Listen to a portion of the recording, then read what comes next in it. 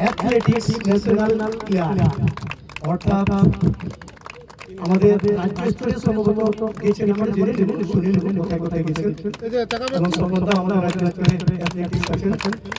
এবার একটু তাড়াতাড়ি বিরতি রেখেছি, একটু তাড়াতাড়ি চলুন। ধন্যবাদ। এবার আমরা বাকি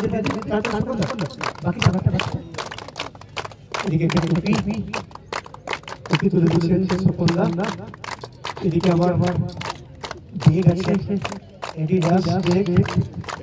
তো এবার আমাদের